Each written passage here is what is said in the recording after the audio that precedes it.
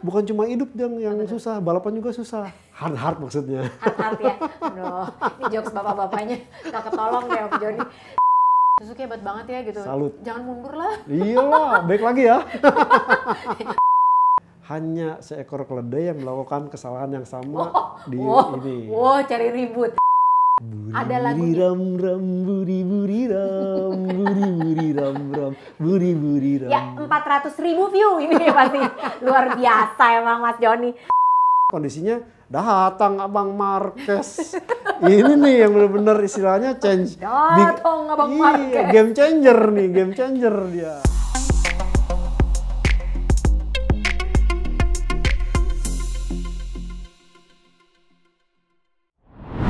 Hai, selamat datang di Pedok Talk. Kembali lagi bersama aku Lucy Wiryono dan tentunya siapa lagi kalau bukan Mas Joni yang selalu aku culik ya kan? Langsung aku bawa ke sini. Selamat sore Mas Joni. Sore, Jeng Lucy. Selamat siang, selamat malam semuanya. Sebelumnya terima kasih banyak loh. Kemarin episode yang Dora itu berhasil.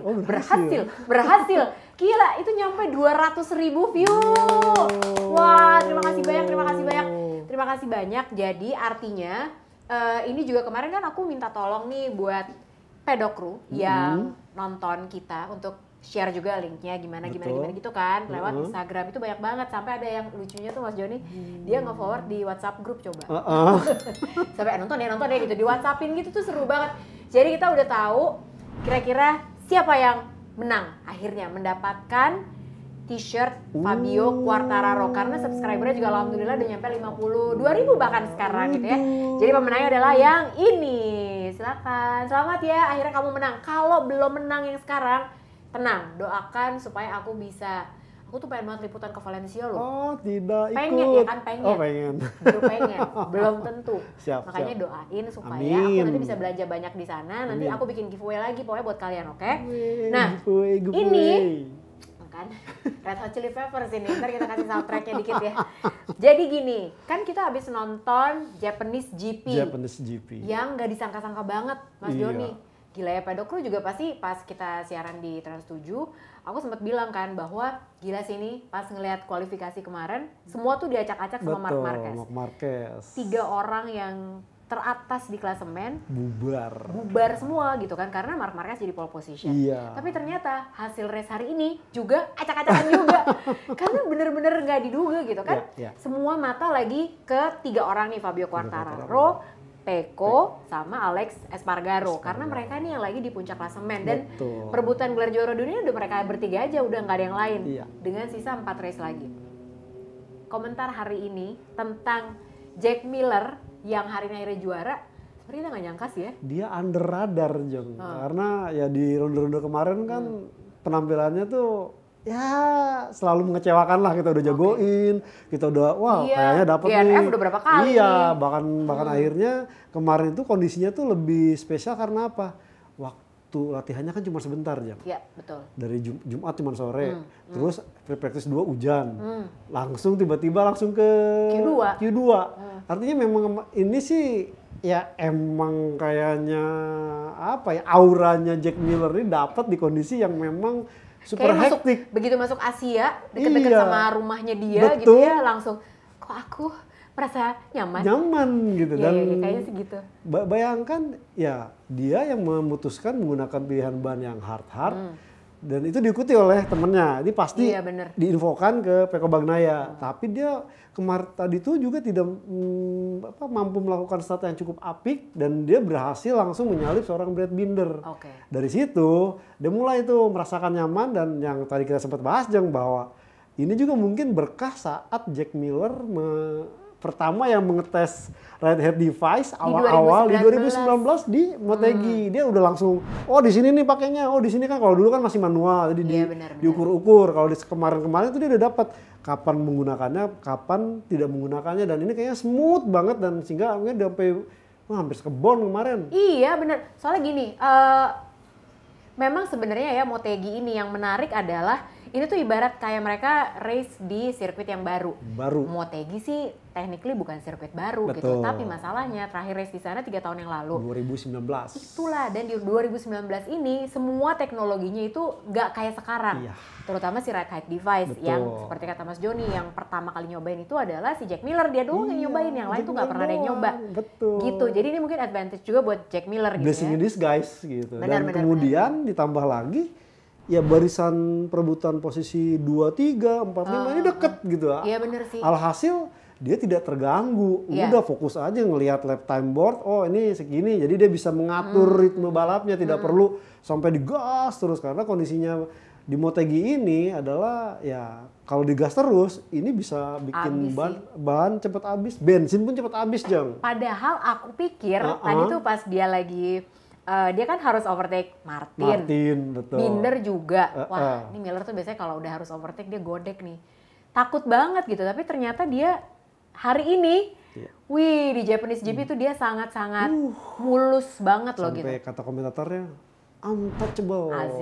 Tidak bisa tersentuh. Betul. Itu tadi Jack Miller. Terus komentar tentang Brad Binder, apakah sebenarnya dia itu advantage karena dia start di front row, makanya dia akhirnya bisa itu, Jam. Jadi kalau kita melihat ini hampir mirip kejadiannya dengan Maverick Vinales bisa podium saat dia start di posisi paling mentok di baris kedua.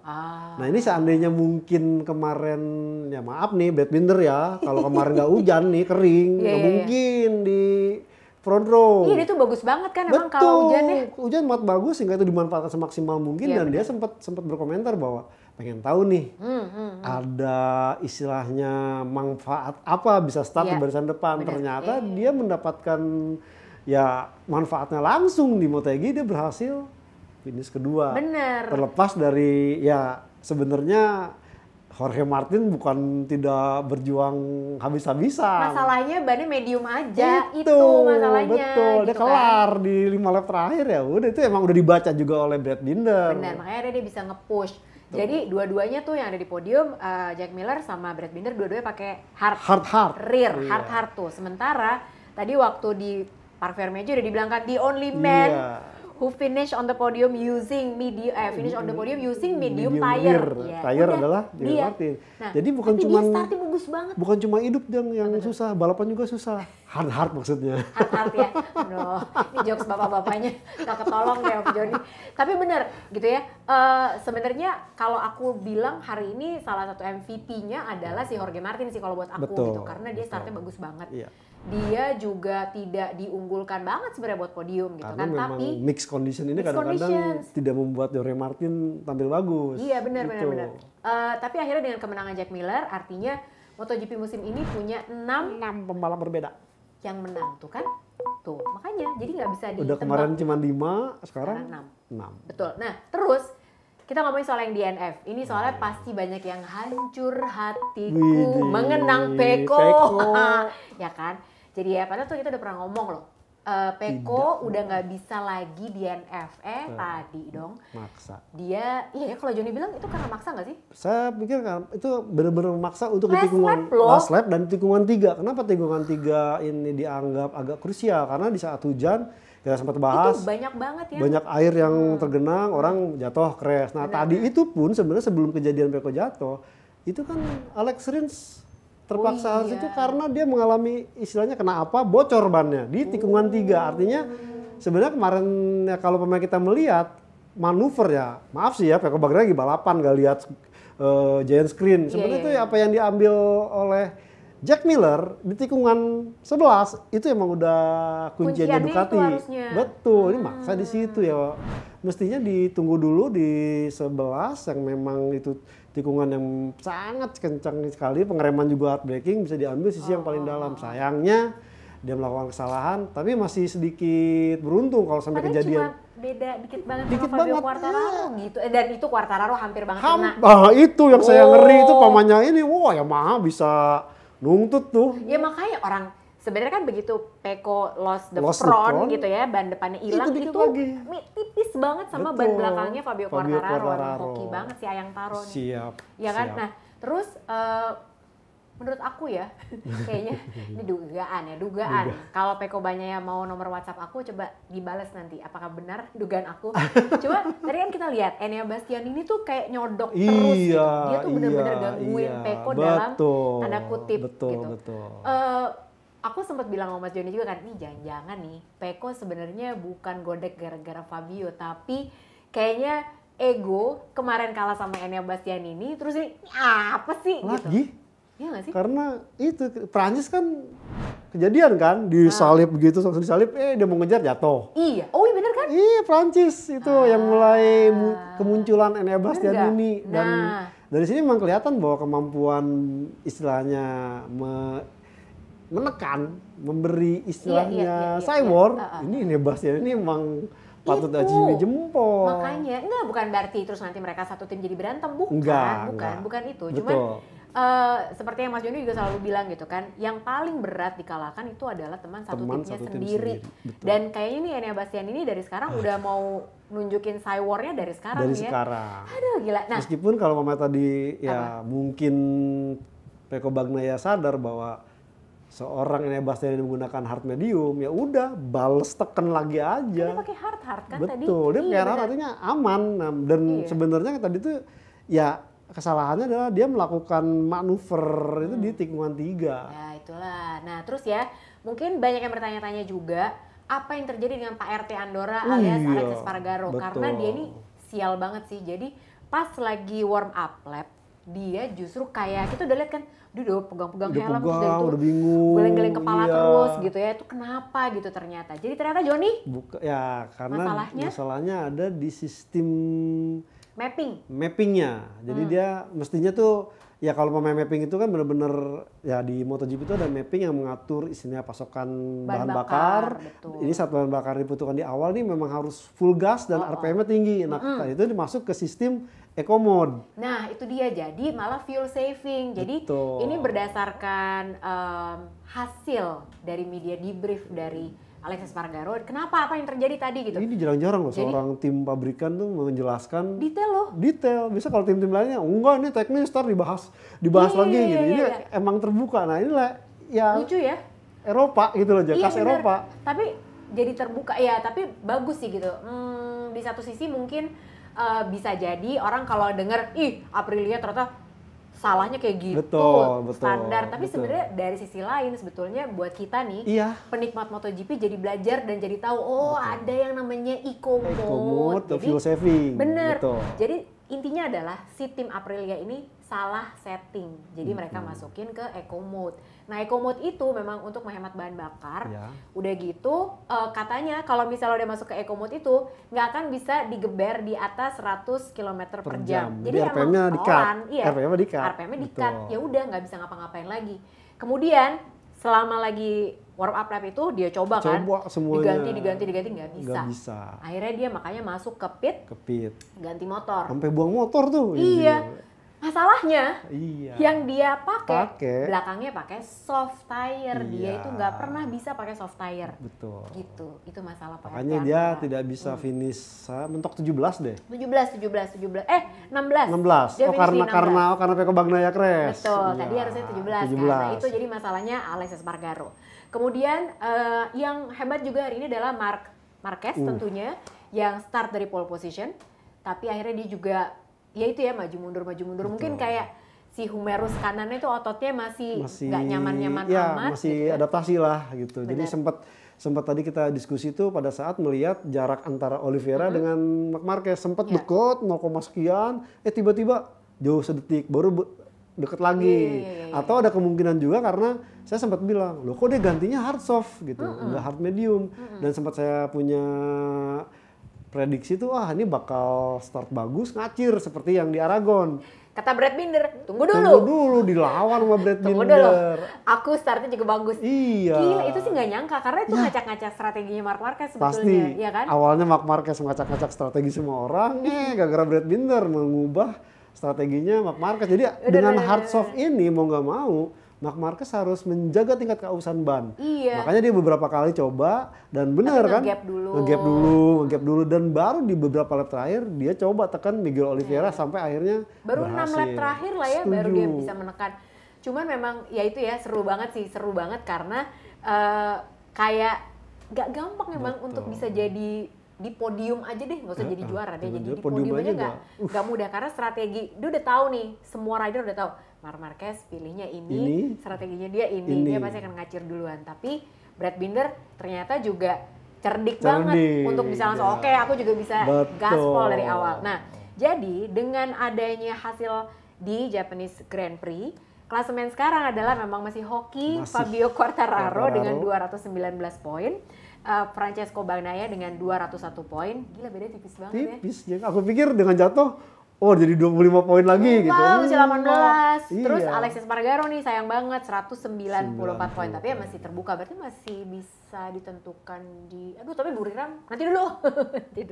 Nanti dulu. Sekarang masih bisa. Masih bisa semua terbuka gitu ya. Terus udah gitu, kita juga melihat Taka Nakagami yang...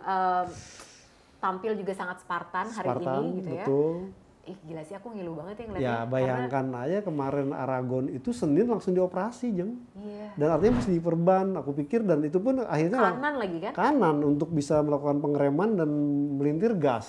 Kebayang ya, Motegi itu kan heartbreaking banget. Betul. Jadi kerja keras ya, banget. Seorang Jack Miller bilang, buset ya. Iya. Abis balapan yang ada pegel kayak gitu. Artinya ya. Karena dia nggak ada apa-apa. Iya, nggak ada apa-apanya, pegel nih. Bayangkan seorang Taka Nakagami memang ya ini sih rusak dan sampai kalau pemain sering ngeliat tuh pada saat ditampilkan tuh dia sampai buka sarung tangan tuh pelan-pelan banget, padahal terus kecabut. Pas FP1 katanya tuh di glove-nya tuh isi darah semua. Darah semua ya, karena memang kondisinya itu si glove yang kanan ini dibuat khusus biar jangan sampai istilahnya agak ditebelin dan diperkeras, takut sampai kejadian jatuh lagi, karena waktu di Q1 kan sempat crash kan, dan beruntungnya tuh emang, tapi memang kemarin itu Nakagami menggunakan glove yang spesial khusus dibuat untuk bisa menahan jangan sampai cederanya kenapa-napa, karena memang beruntungnya tuh kemarin beruntung sih orang cedera beruntung kan diungkapkan pada saat nggak ada yang istilahnya yang cuman patah doang,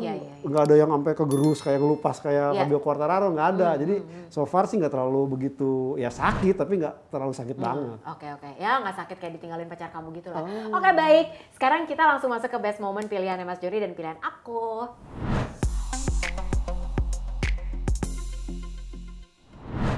Sekarang kita masuk ke best moment. Aku tuh ya ngomongin Motegi tuh kayak antara kemarin sama hari ini. Karena serasa baru kemarin. Asik.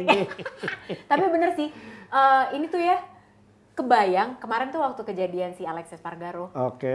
Si Alexis Espargaro kan dibilangin gitu, ini kenapa sih sampai Aprilia bisa bikin kesalahan kayak gini? Ini apakah mungkin kecapean atau kenapa gitu? Kok sampai bisa terjadi pada tim Aprilia? Terus dia bilang gitu kan, ya semua capek sih, ya udah ini manusiawi banget, jadi ya udah gitu, emang capek, perbedaan waktu yang panjang segala macam, udah gitu nih triple header pula. Triple header udah gitu kan latihannya dikurang-kurangin. Iya benar. Dari mestinya 4 cuma 2 udah gitu ya. Dan Jumat nggak ada. Nggak ada kan? Jumat, jadi benar-benar. Pakai hujan lagi. Betul, ini benar-benar ya antara konsistensi setting tidak dapat sehingga akhirnya ada istilah celah untuk melakukan kesalahan. Ya udahlah maklumi aja ya kan. Oke, kita best moment yuk. Pilihannya Mas Joni yang nomor 3 apa? 1, Saya Ai Ogura menang di Motegi. Itu sih emang momen yang keren banget. Start dari posisi bukan pole position di 13, kemudian dia TPL ke depan, dan ini bukan hanya kemenangan, ini kemenangan ketiga buat dia. Dan menjadi Jepang pertama yang bisa menang di kelas medium ini setelah terakhir Hiroshi Aoyama yang sekarang jadi manajer bosnya dia. Ini ya luar biasa. Aku tuh mikirnya gini, dari pas aku lihat dia di podium, aku pikir dia akan nangis. Ibunya kan nangis. Iya, ibunya nangis. Aduh, terharu banget. Iya, menang di Jepang gitu kan, dengan lagu kebangsaan. Sampai dibilang poker face dia. Iya, asli. Waktu ditanya jadi, gimana rasanya jadi pembalap MotoGP buat gantiin Nakagami? MotoGP? Enggak deh, kayaknya Moto2 dulu aja. Tampaknya datar. Jadi bikin orang bingung gitu loh. Ya itulah, tapi keren. Ini momen yang keren banget sih gitu. Sampai semua yang ada di Motegi semua berdiri gitu kan, mendengarkan lagu Kimigayo. Iya, wah tuh keren. Kalau aku nomor 3 itu adalah Suzuki membantu tim Mark VDS. Jadi kan kebakaran tuh hari Kamis malam ya? Pedoknya Kamis malam. Dan itu udah ya mau deket-deket tengah malam dah. Jadi orang-orang ya kebanyakan udah nggak ada. Nah ini si Suzuki melihat kejadian kebakaran motor Mark VDS langsung membantu mengeluarkan, kemudian memadamkan, dan tidak hanya itu, dia membantu kembali menata pedoknya VDS. Keren banget ya tim Suzuki ya. Itu aku pas lihat tuh dari postingannya Livio Suppo kan gitu. Jadi terus semua tim dari Mark VDS bilang gitu bahwa gila nih mereka nggak cuma bantuin madamin aja gitu, tapi bantu setup garasinya semua. Bersihin motor juga. Secara kan umpamanya Mark VDS di Moto2, dia di MotoGP, ya kalau umpamanya mungkin di kita, Moto2 lah, MotoGP ini enggak loh. Iya, Suzuki hebat banget ya gitu. Salut. Jangan mundur lah. Iyalah, baik lagi ya. Boleh aja sih kalau Mbak Lucy mau bayarin ya gitu. Oke, nomor 2. Nomor 2-nya aku apa ya? Oke, baiklah. Nomor 2 adalah udah tuh. Mas Joni juga sampai.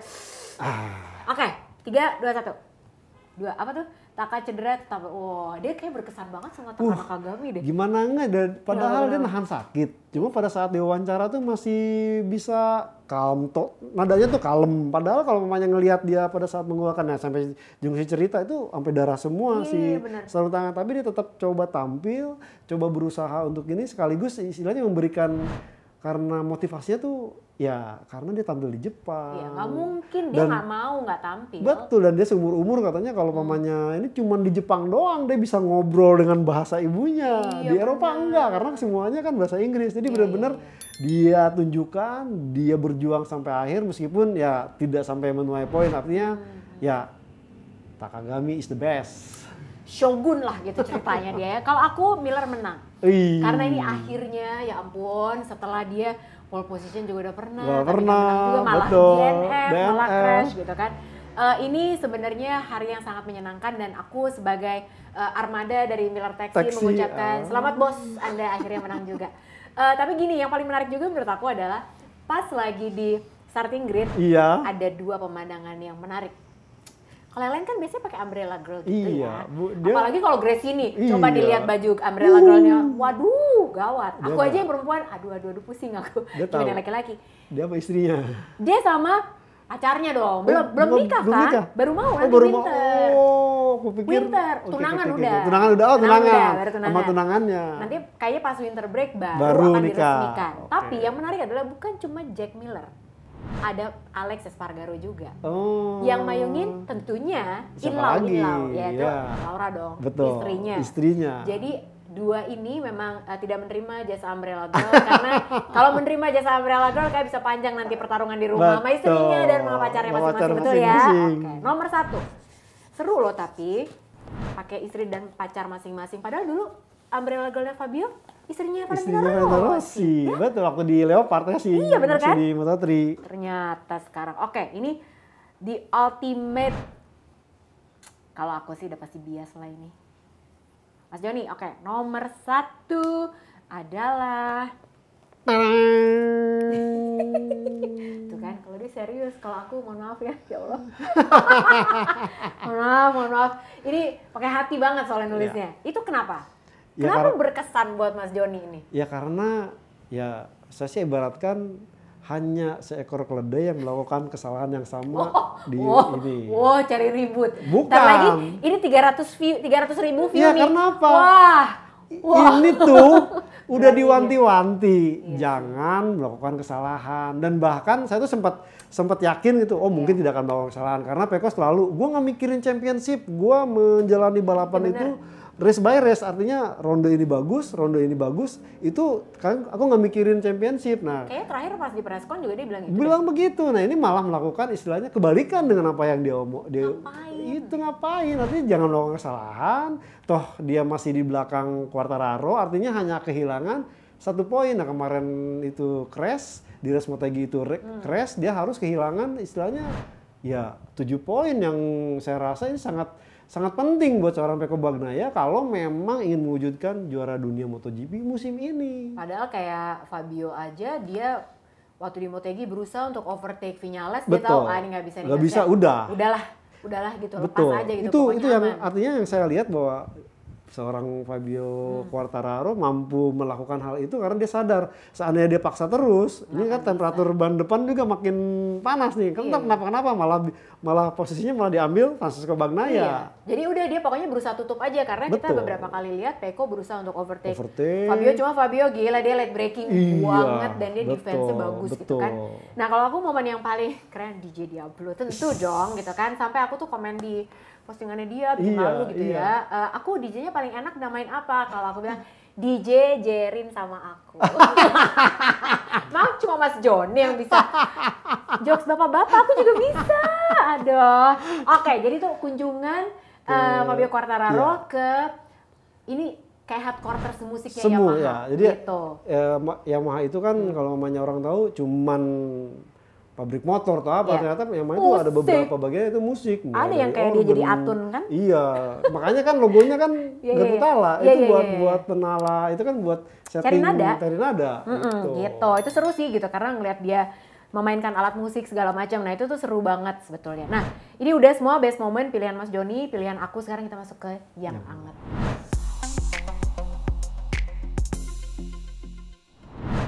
Gimana tadi? Oh bener, tahu bulat. Tahu bulat digoreng dadakan ya. Yang anget. Nah ini bukan tahu, tapi ini adalah berita-berita yang seru. Jadi kemarin tuh aku mengakomodir apa yang kalian tulis di kolom komen, baik di YouTube, baik juga di nge-DM aku di Instagram. Jadi kemarin tuh banyak yang minta Mbak bahas dong tentang si Alpine Star. Sampai pas di Motegi, Tom kan di starting grid, ya, coba dipastikan dia kok turun-turun sih. Sampai gitu banget. Tapi banyak yang menyoroti keamanan dari leather itu sendiri. Karena sebenarnya buat Fabio sendiri kan ini udah kejadian yang dua kalinya. Itu Katalunya. Tiba-tiba melorot. Yang lihat sih seneng aja, cuman kan itu nggak boleh ya. Akhirnya ditambahin penalti waktu. Ya abis kan dia juga ya gimana gitu. Kita juga agak bingung, ini kenapa bisa melorot gitu sih gitu.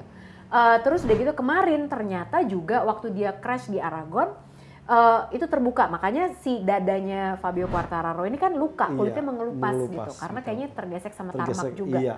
Nah ini sebenarnya memang salah dari Alpine Stars-nya kah? Atau sebenarnya karena si pesaingnya Dainese tuh sempat sampai bikin campaign gitu kan, kalau kita sih nggak harus kejadian kayak gitu, gitu intinya kayak gitulah kurang lebih. Biasalah itu kan kompetitor pasti biasanya kayak gitu ya. Nah ini kalau menurut Joni keterangannya apa sih dari Alpine Stars yang menimpa Fabio Quartararo? Jadi ini problemnya memang tidak bisa dilihat dari satu sisi. Ada yang bilang wah ratingnya buatan jelek nih, kualitas kontrolnya nggak dia. Tapi memang kemarin itu adalah kondisi di mana kejadiannya itu di tikungan 3 itu tiga juga sih kejadiannya. Di high speed cornering, kemudian itu terjadi istilahnya menabrak, dan ini si kejadiannya adalah pasti pada saat terjadi tumbukan itu sensor dari airbagnya itu langsung ngebaca. Sensor tuh kalau misalnya di racing suitnya itu kayak ada yang lampu nyala-nyala itu. Nah itu kalau udah nyala itu berarti berfungsi. Nah ini kemarin itu kan dia kecepatan 100 km per jam menabrak Marc Marquez, ini langsung otomatis men-trigger airbagnya meletus, kemudian dia jatuh sampai ketimpa motor juga dikit. Udah langsung geser, ini menjadi mengimplikasi si resletingnya terbuka. Karena kekuatan airbagnya ini juga ya bisa istilahnya tuh ya kayak orang ditampol di kecepatan 50 km per jam. Buk gitu ya langsung. Itu ada kok kalau misalnya pedokru mau lihat di YouTube nih, cari aja waktu itu Andrea Dovizioso pernah coba deh. Ya kan? Jadi dites gitu, kayak apa sih gitu kalau pas kebuka gitu si airbag yang ada di leather suit gitu tuh kayak apa itu ada gitu. Alpine Stars ini bikin kan? Alpine Stars sih. Ya, Dainese juga ada sih gitu. Jadi memang itu kondisinya bukan hanya semata-mata zippernya yang bermasalah, tapi memang karena ada rentetan momentum di mana kegerus, kemudian airbag terbuka, ini membuat si zippernya terbuka. Udah dan gitu si Ayang Taro nggak suka pakai base layer, nggak pakai daleman, udah gitu apa-apa dikit-dikit dibuka susah deh kan. Tapi sempat ya memang akhirnya ini menjadi black campaign buat pesaingnya. Gitu. Udah loh, sampai ada berita kan, wah Quartararo dengan kejadian ini bakal pindah. Termasuk pindah helm loh katanya. Iya, katanya mau pindah helm. Aku pikir, wah ini beneran kayaknya ternyata bukan, digoreng gitu. Hoax itu goreng-gorengan makanya ya. Nah terus udah gitu, ini yang anget juga adalah, inget gak sih kalau kita pernah ngomongin juga tentang Yamaha yang akan beralih kemungkinan dari inline menjadi V4. Makanya ada Luca Marmorini. Betul. Ya kan? Terus ternyata ada nambah satu orang lagi. Yamaha nih baru aja meng-hire namanya Tom Okin. Ya. Jadi dia itu adalah engineer Suzuki dan si Okin ini adalah bukan Okin OKIN ya. Jadi ini British Okin. Iya benar. Ya, kayak apa?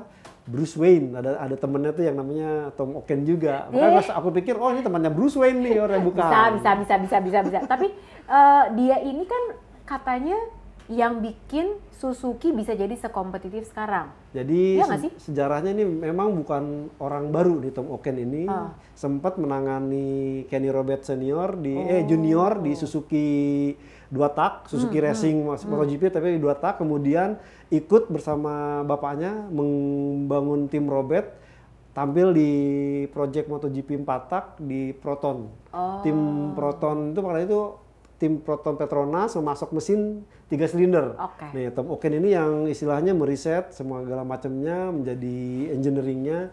Sebenarnya cukup bagus, hanya saja kan mesin 3 silinder ini tidak begitu kompetitif, artinya agak sulit dikendalikan.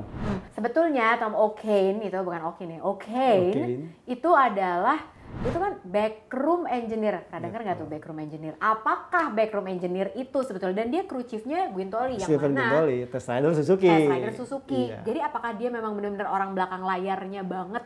Jadi, yang mengembangkan GSX RR ya, ini orang yang dari awal mengembangkan Suzuki GSX RR yang dari 2015 sampai akhirnya sekompetitif di musim ini.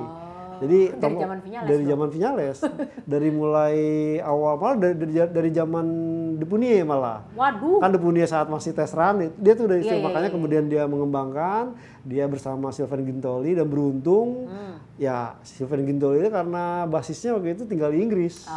Jadi pengalamannya dipadu-padankan, bisa mengembangkan, dan dari hasil apa yang dikembangkan oleh Tom Okin dan Sylvain Guintoli ini ternyata ya cukup bagus saat dipakai oleh seorang Alex Rins dan seorang Joan Mir.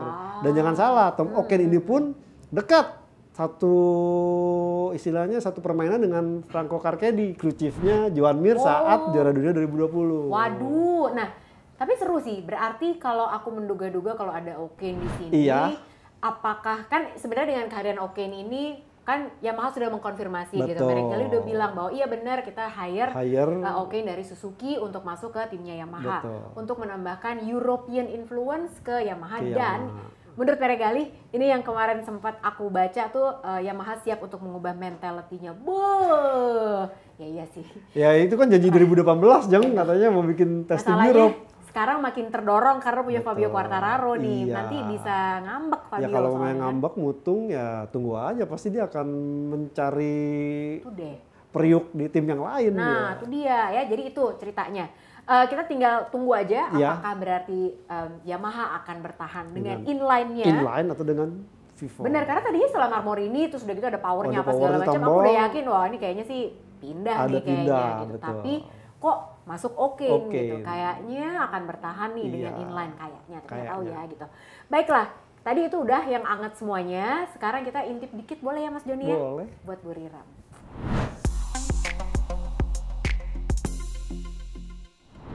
Triple headernya emang luar biasa loh, nggak usah ridernya ya.